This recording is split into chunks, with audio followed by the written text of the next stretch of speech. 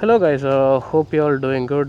Today we have Burgman with us. This is mid-range variant, BT variant they call. They have three variants. One is street, another one is Bluetooth street, which currently this one is, and another variant which is EX. I'll get on to the details in a bit. So coming to the front, we have LED headlamps. So this whole unit is headlamp, and below that we have indicators. These are halogen indicators or halogen. I will quickly turn on that. So as you can see, it's hidden. It's nicely hidden. It's not visible on the plain sight, which is good. I think the front end is really good looking. I really liked how the way it looked. That's why I bought it. So the front disc is 120 mm, which is very small for this scooter. They should definitely offer a bigger one. The tire size is 90, 90 and 12. Front are 12-inch wheels, and rear is 10-inch wheels. Rear is also similar. This is also 90 section tires. So yeah, let me know in the comment section how it looks. Coming to the side, they carry forward the same design. So at rear we have LED tail lamps, but the indicators are halogen, as you can see. I think the front and rear design is quite different. I really like the front design, but rear I'm not that fond of. And this is how it looks. As you can see, a lot of things are left free. This thing is hanging around, and it's quite open. It's not that finished. It's a typical Suzuki scooter. That's how it will be. This is the footback of the scooter. This is made of aluminum, but this just doesn't have the good finish levels. The fit finish levels are average one. Coming to the variants, this is the mid-end variant. The bottom variant will not have Bluetooth, and these trims will come in black color, which is the original plastic color. These are colored plastic. This variant in addition gets a Bluetooth and this color, and body color trims here. So this is the difference between the low end variant and the mid end variant. This mid end variant costs 5,000 more than the low end variant, and there is another variant which is known as EX variant, which costs whopping 19,000 more than this scooter. So for the additional 19,000 rupees, you do get a stop system and 12-inch wheels. This one gets a 10-inch wheel. At top end you get a 12-inch wheel, and addition to that you have some other body color trims. The wheels do get in gold color and some other things. So the seat height of the scooter is 750 mm. You get a really good space underneath, and the fuel cap is inside this seat, so you do get additional seating space in this scooter. Okay, footboard area of the scooter is really good. Since it's a maxi scooter design, you do get some extension here where you can rest your feet. I don't know how useful is that, but you have that option here. And below here you have a charging socket. As you can see, you have a 12-volt charging socket. You can put your phone mobile inside, and it is not lockable. It's just and the fit finish levels are not that good. And you have a cubby hole here, and you do get your key slots here. Now coming to the switch gears, in the right you get a kill switch and the starter switch. This is very typical nowadays. And then here you have dim dip indicators and horn. And the horn is a very typical Suzuki. Grips also good, and the plastic quality is average. As you can see, it already got scratched. It's very hard. It will last for sure, but it's quite hard. And every switch gears are pretty hard. They are not that easy to operate. And instrumental cluster you get this is with Bluetooth system. You see, you get a mode and set meter. In mode, if you press it, you can pair Bluetooth system. I don't know how well you can see it from that. That is the lettering. So you get a Bluetooth system and basic trip functions. Doggo is not happy with my review.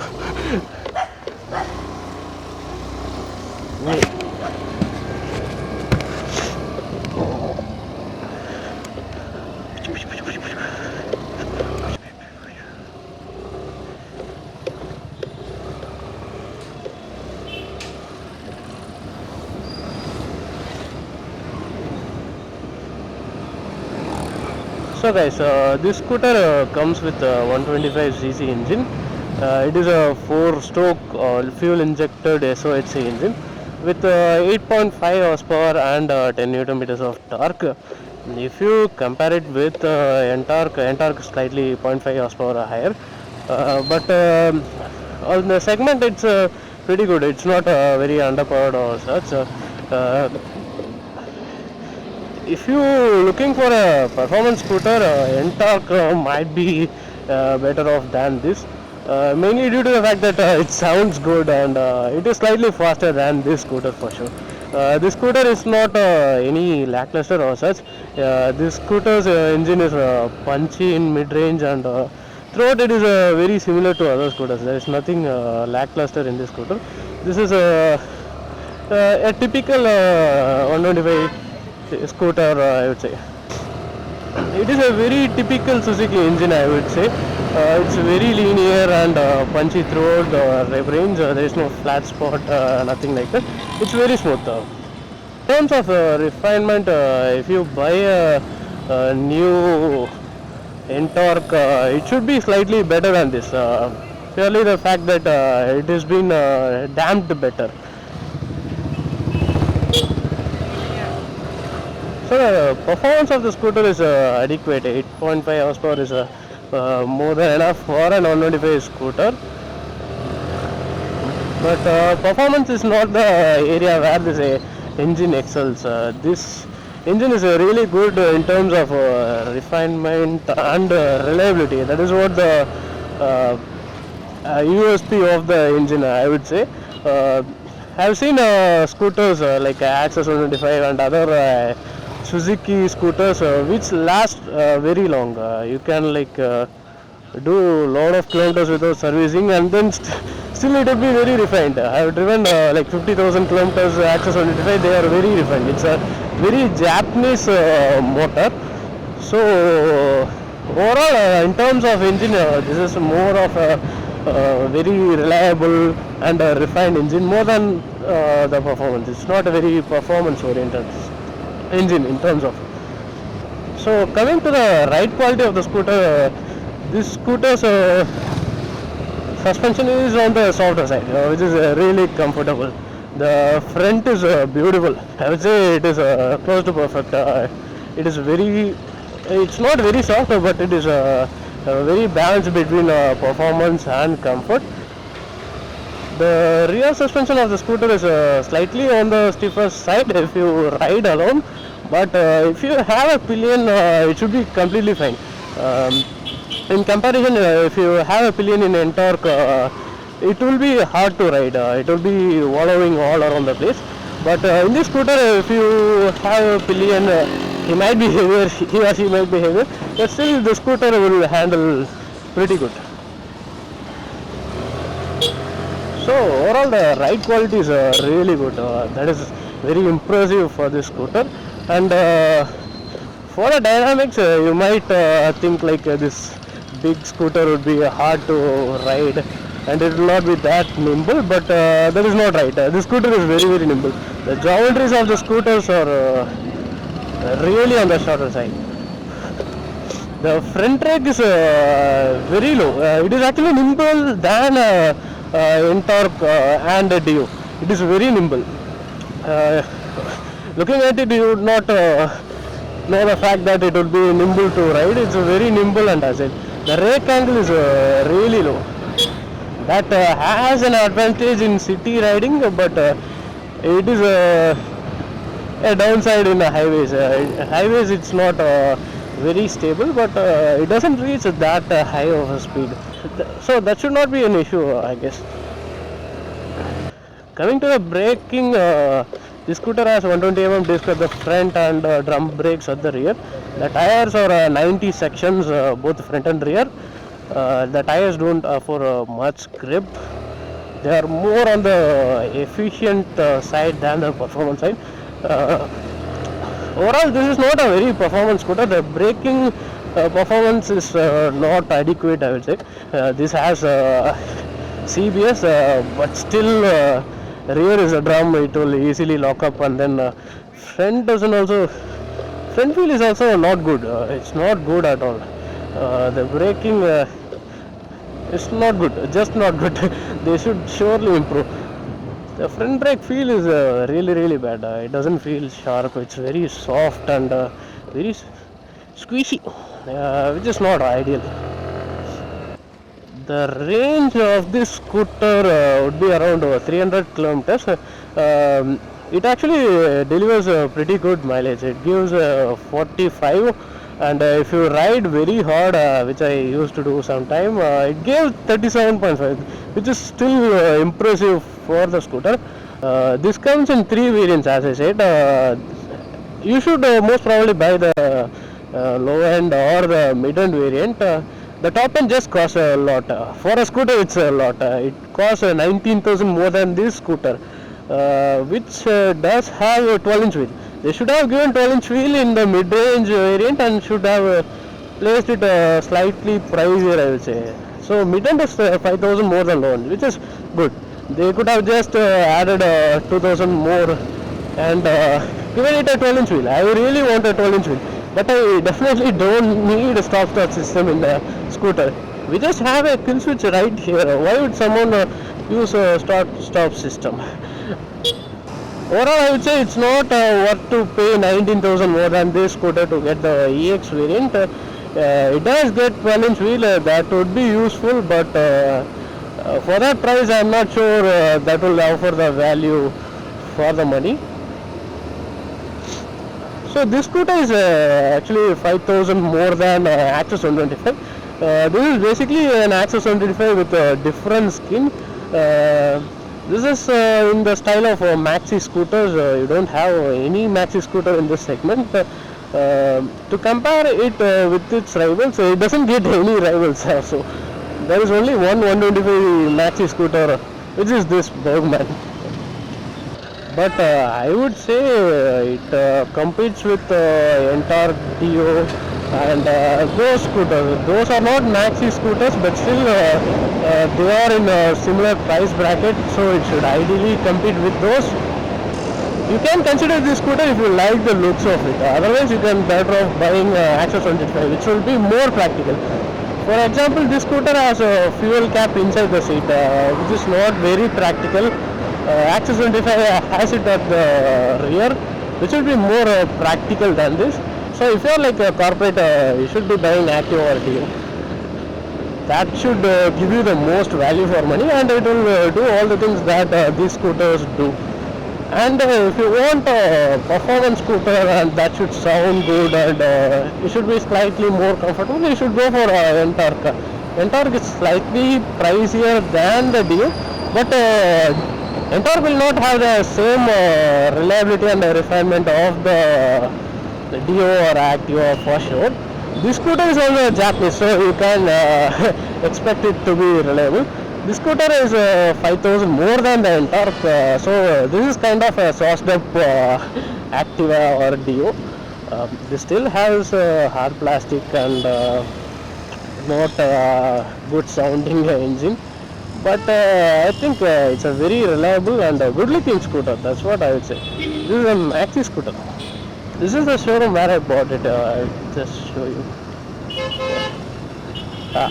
Here is the service center. This scooter comes with a 5-year engine warranty. For that you need to do mandatory force service, otherwise the warranty will not be applicable. It is good that we get a warranty for scooters. That was new for me.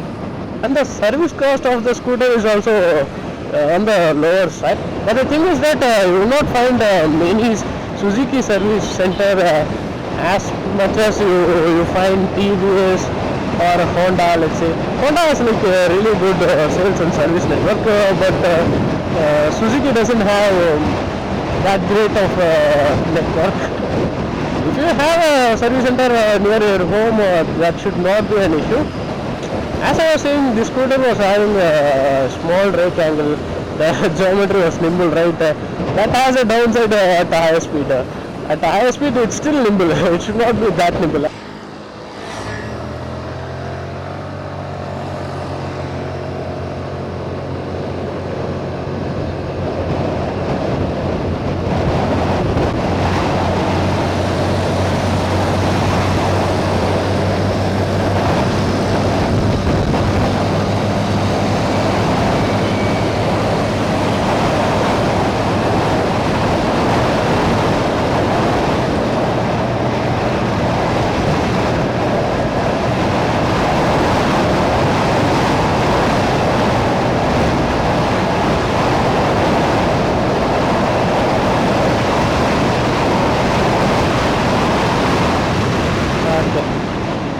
So as you can see, the top speed of the scooter is 95. It will do a little more if you have a downhill. It is a windy day out here, so 95 is a good top speed. But it's definitely struggling to reach that 95. It's not easily doing that 95. You would ideally cruise around 68 or something. This is where the engine is comfortable. As I was showing you, this footboard is very weird. It's not comfortable, and it's obviously not safe. I would not recommend anyone to keep their foot there. You can rest for some time if you are traveling for a lot. You want to stretch, means you can stretch, but that feels awkward to ride. I don't think I would be riding in this. The pricing of the scooter is 1,25,000, around that. I'll add the price maybe in the description. For the price, I think this is a pretty good scooter. As a maxi scooter, it's not very pricier than a regular scooter. It was just like 5,000 more than Access and everything. So it's very affordable. It's not very pricey. To be honest, I really like this separate instrumental cluster, which is not attached to the handlebar. It stays right there, and it's really good to look at these panels. These front panels at times look really good. They stay straight even when you turn. That is good. It's like riding an ATV. If someone new rides it, it would be a very different experience, but you for sure get used to it. So overall, I think it's a great scooter. It's very comfort oriented. It's not very performance, and it's a maxi scooter. It would have a good road presence. Other than that, it is basically Access 125. It's a really good scooter from Suzuki. I wish the switch gears and all these things were slightly premium. This is cheap. I think it's time for Suzuki to make some good feeling switches. These bad roads, this scooter is quite comfortable. It's easy to drive. You can just go over once. It's not that hard. It will take things really good.